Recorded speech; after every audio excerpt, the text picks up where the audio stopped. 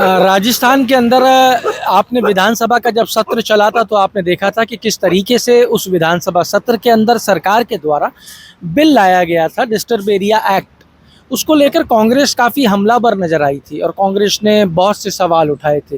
कांग्रेस ही ने नहीं, दूसरा जो समुदाय है उसने भी पूछा था कि सरकार ये तो बताए कि राजस्थान में डिस्टर्ब एरिया कौन से हैं।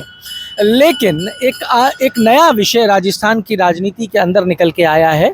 विश्व हिंदू परिषद ने अपना एक हेल्पलाइन नंबर जारी किया है।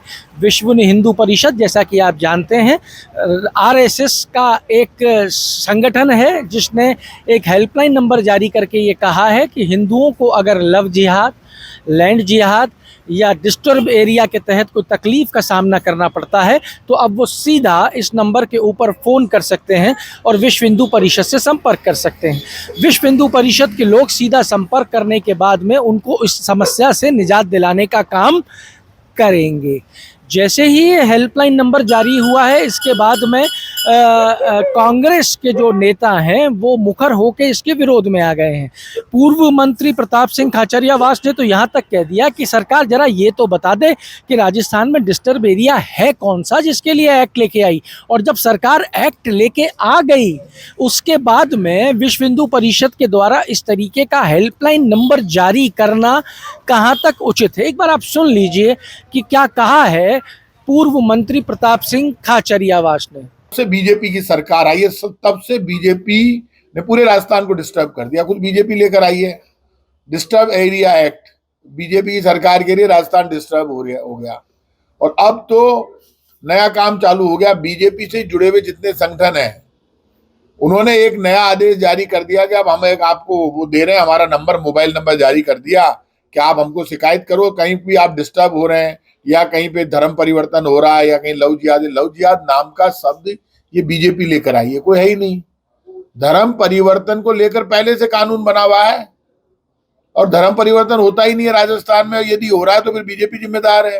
भारतीय जनता पार्टी की सरकार में बीजेपी के लोग ही बीजेपी वालों पर पत्थर फेंक रहे हैं। जो बीजेपी के खुद के संगठनों को, खुद के कार्यकर्ताओं को कंट्रोल नहीं कर पा रही। बीजेपी का कार्यकर्ता नाराज है। बीजेपी अलग चल रही है, इनके जुड़े हुए जो संगठन है वो अलग चल रहे हैं, क्योंकि बीजेपी के मंत्री, मुख्यमंत्री और विधायक ये तो सब लूट खसोट में लगे हुए हैं। इसलिए आजकल आरएसएस और बीजेपी में भी अंडरस्टैंडिंग नहीं है, क्योंकि बीजेपी तो चोरी करने में लगी हुई है, माल बटोरने में लगी है। तो पहले आपस में बात तो कर लो। दिन भर माल का ही झगड़ा चलता रहेगा क्या? इनको कोई मतलब नहीं है गरीबी, महंगाई, बेरोजगारी से। लोग परेशान है, दुखी है, किडनैप माफिया है, सरेआम हत्या हो रही है, लूट हो रही है, डकैती हो रही है, कानून व्यवस्था राजस्थान की चौपट हो गई। माँ बहन बेटी निकल नहीं सकती, चैन टूट रही है, हालत बहुत खराब है। कोई संभालने वाला नहीं है। 1 करोड़ लोगों के गेहूं से नाम काट दिए, उसको लेकर बीजेपी के किसी नेता को चिंता नहीं है कि नाम जुड़वा दो। और आप बताओ, सिलेंडर गायब हुआ जो हुआ, सिलेंडर की रेट बढ़ा दी 65 रुपए। आप 65 रुपए महंगा कर रहे हो, लोगों को लूट रहे हो, उस पर ध्यान नहीं है। ये बीजेपी के लोग इसलिए इस तरह के नंबर जारी करते हैं। इस वक्त तो पूरे दुनिया में युद्ध चल रहा है। लोग इस बात से परेशान है कि सिलेंडर के 65 रुपए दाम बढ़ा दिए, लोगों के पास पैसे ही नहीं है। लोग गरीबी से, भुखमरी से, बेरोजगारी से लड़ रहे हैं और बीजेपी धर्म के नाम पर झगड़ा कराने के लिए लड़ रही है। तो बीजेपी कितना ही नाटक कर ले, इससे समस्याओं से ध्यान हटने वाला नहीं है। जनता के समझ में आ गई कि जनता के असली मुद्दों से, महंगाई, गरीबी, बेरोजगारी और भ्रष्टाचार से ध्यान हटाने के लिए बीजेपी आपस में लड़ने का नाटक करके नए नए एक्ट लाकर, नए नए नंबर देकर बेवकूफ बनाना चाहती है। अब जनता बेवकूफ नहीं बनेगी। बीजेपी के लोगों, सरकार तुम्हें मिली हुई है तो तुम्हारे संगठन जो सरकार से जुड़े हुए हैं वो जो नाटक करे वो नाटक बंद कराओ। रोटी, रोजगार और जनता की समस्याओं का समाधान करो।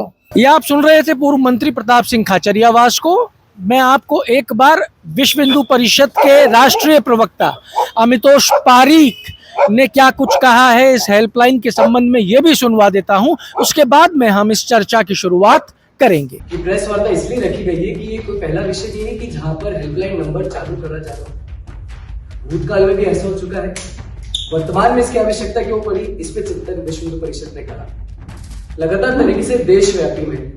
और राजस्थान की अगर मैं बात करूं तो ऐसे कई विषय होते हैं जहां पर हिंदू समाज कटघरे में खड़ा हुआ नजर आता है। कटघरा जब मैं कहता हूं तो उसका मतलब यह है कि जहां पर उसको सहायता पूरी नहीं मिल पाती है, जहां पर उसको चैनल नहीं समझ में आता, बिना किसी पे आक्षेप लगाए वो विश्व हिंदू परिषद की ओर देखता है। तो विश्व हिंदू परिषद सहजता से जो भी मदद समाज की कर सकता है वो करने का प्रयास करता है और निरंतर रूप से करता है, क्योंकि हमारा ध्येय है धर्मो रक्षित रक्षित। इसलिए इस संगठन ने तय करा कि जब भी कोई विषय होता है जहां हिंदू समाज की कोई कठिनाई, दिक्कत या कोई समस्या आती है, वो हम तक कैसे डायरेक्ट पहुंच सकता है जो सहज उसके लिए हो।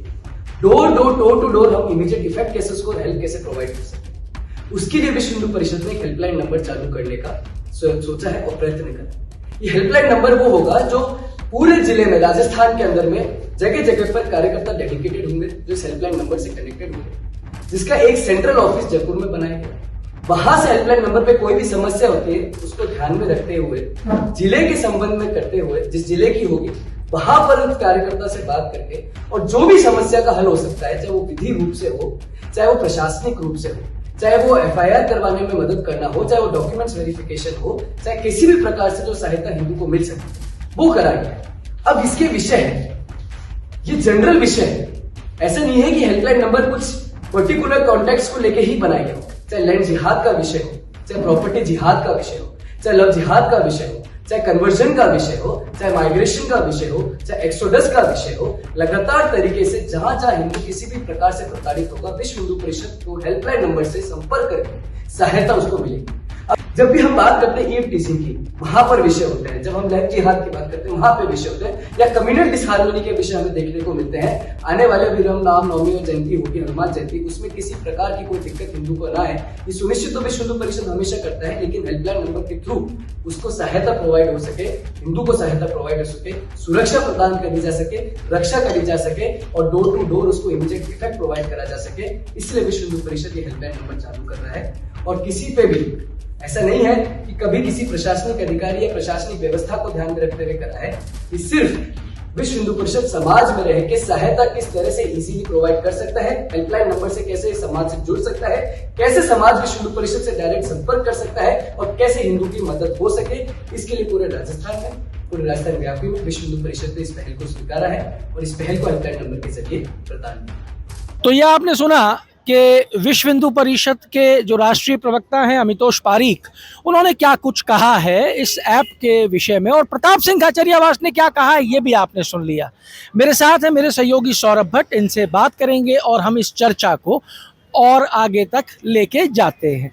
साहब, एक हेल्पलाइन नंबर इशू किया गया विश्व हिंदू परिषद की तरफ से लैंड जिहाद, लव जिहाद और आपके डिस्टर्ब एरिया के ऊपर। कांग्रेस के नेता हैं प्रताप सिंह खाचरियावास, उन्होंने कहा कि आवश्यकता क्या थी पहली चीज, और उन्होंने ये तक कह दिया कि ये जो लव जिहाद शब्द है ना, ये बीजेपी और उनके संगठन, उनके साथ सहयोगी संघ और संघ के सहयोगी जो हैं विश्व हिंदू परिषद, उनका गढ़ा हुआ शब्द है, ऐसा कोई शब्द है ही नहीं।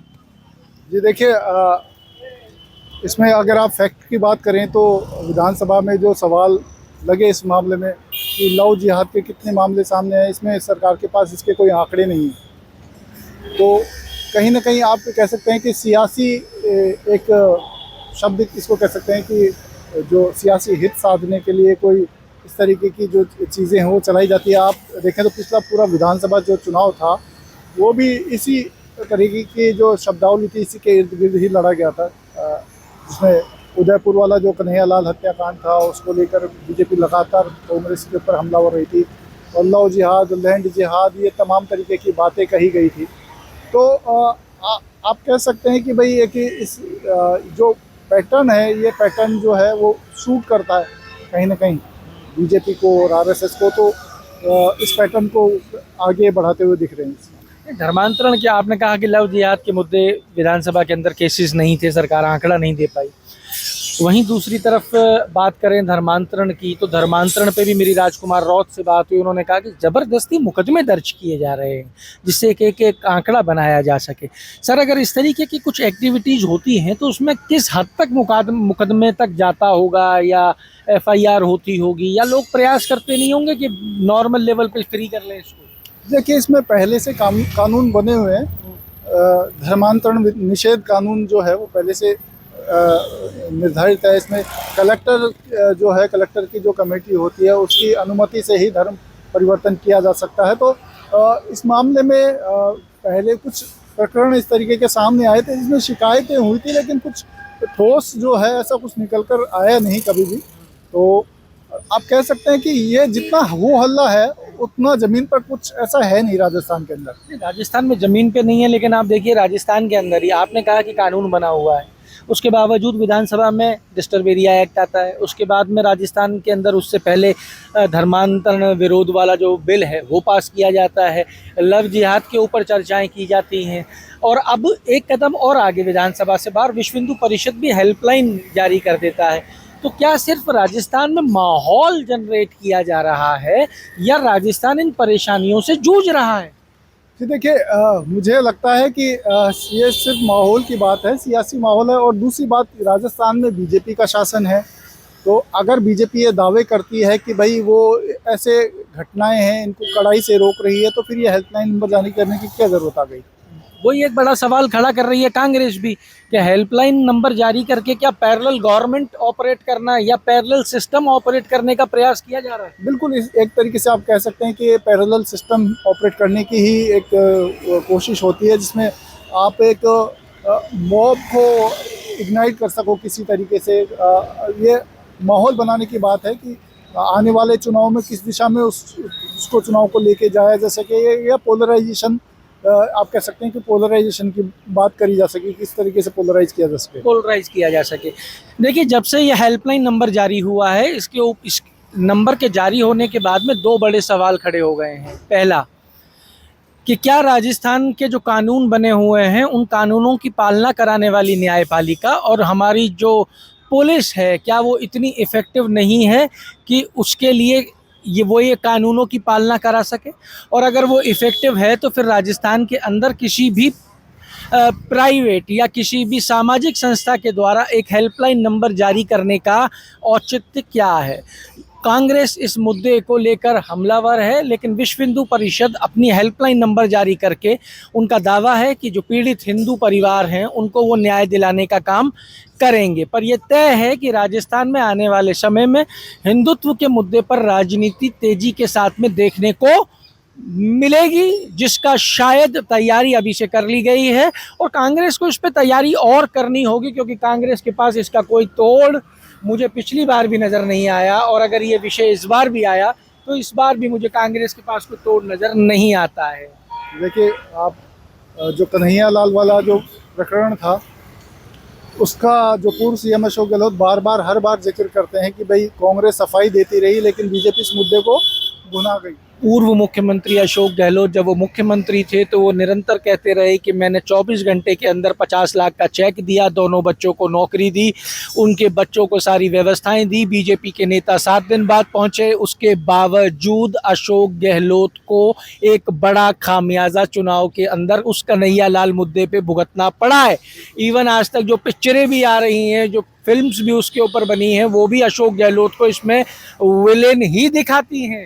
बिल्कुल बिल्कुल, अशोक गहलोत ने बार बार ये कहा कि भाई सरकार ने जो हिंदू और मुस्लिम थे, जो यहाँ सुभाष चौक में जिन मुस्लिमों की डेथ हुई थी, उस मामले में कोई भेदभाव नहीं बरता, दोनों पक्षों को बराबर बराबर सहायता राशि जारी की गई। लेकिन बीजेपी सोशल मीडिया के जरिए, जो BJP supported social media handles थे, उन पर लगातार ये दावा किया जाता रहा कि हिंदू पक्ष को जो है वो 5 लाख का चेक दिया गया और जो मुस्लिम पक्ष थे उनको 50 लाख का चेक दिया गया। और ये कांग्रेस इस नैरेटिव को तोड़ ही नहीं पाई पूरे चुनाव के दौरान कभी भी। पर कांग्रेस कहीं ना कहीं, बीजेपी ये कहती है कि कांग्रेस तुष्टीकरण करती नजर आ जाती है। दूसरे समुदाय का व्यक्ति है तो उसके साथ में कांग्रेस का नेचर कुछ और होगा, और इस समुदाय का व्यक्ति है तो कांग्रेस के जो नेचर है वो बदल जाएगा। कांग्रेस तो ये जो रोज़ों की जो इफ्तार पार्टी होती है, इस तक के ऊपर फंस जाती है। भारतीय जनता पार्टी उस तक में उनको ग्रिप में ले लेती है। हालांकि भाजपा की तरफ से भी इफ्तार की पार्टी होती है, पर वो कभी सोशल मीडिया की सुर्खियाँ नहीं बनती हैं। ये देखिए, एक आप ये बहुत लंबे समय से नैरेटिव चलाती हुई आई है बीजेपी, और बीजेपी ने कांग्रेस को कहीं ना कहीं प्रो मुस्लिम साबित करने की कोशिश की, इसमें वो कामयाब भी रही। कांग्रेस लगातार खुद को सेकुलर बताती रही, लेकिन बीजेपी जो है उसको एक पक्ष के कटघरे में खड़ी करती रही, और सोशल मीडिया के जरिए या आप तमाम बहुत सारे जो संसाधन हैं उसके जरिए बीजेपी लगातार जो है कांग्रेस को एक पक्ष की तरफ ही ज़्यादा झुकाव वाला साबित करती है। 28 के विधानसभा चुनाव को आप कैसे देखते हो? अभी से अगर ये इसको तैयारी मान लें, हेल्पलाइन नंबर आ गया, लोग जुड़ना शुरू हो जाएंगे। जब हेल्पलाइन नंबर आया है तो लोग बात भी करेंगे, और मैं कह रहा हूँ कि कोई विक्टिम बात ना करे, लेकिन कोई आम हिंदू होगा वही जुड़ना शुरू हो जाएगा। सीधा जुड़ाव हो रहा है विश्व हिंदू परिषद से, धीरे धीरे करके वो पेनिट्रेट करना भी शुरू कर चुके होंगे। तो 28 के चुनाव में कैसे देखते हैं, क्या कांग्रेस इस हमले से बच पाएगी या इसकी तैयारी कर पाएगी? ये देखिए, राजस्थान में आप जो पोलराइजेशन की बात कर रहे हैं, राजस्थान में शहरों की कुछ सीटें हैं जिस पे पोलराइजेशन का असर होता है, तो अभी बहुत ज़्यादा संख्या में नहीं है। कुछ संख्या में वो सीटें आप कह सकते हैं जिसमें पोलराइजेशन, और कुछ ज़िले हैं जिनमें पोलराइजेशन की बात आप स्वीकार कर सकते हैं। लेकिन ज़्यादातर जो सीटें हैं वो ग्रामीण क्षेत्रों की है जिसमें पोलराइजेशन बहुत ज़्यादा इफेक्टिव नहीं है, और यहाँ पर इस तरीके का माहौल नहीं है जिसमें आप कह सकें कि संवेदनशील और तनावपूर्ण माहौल हो।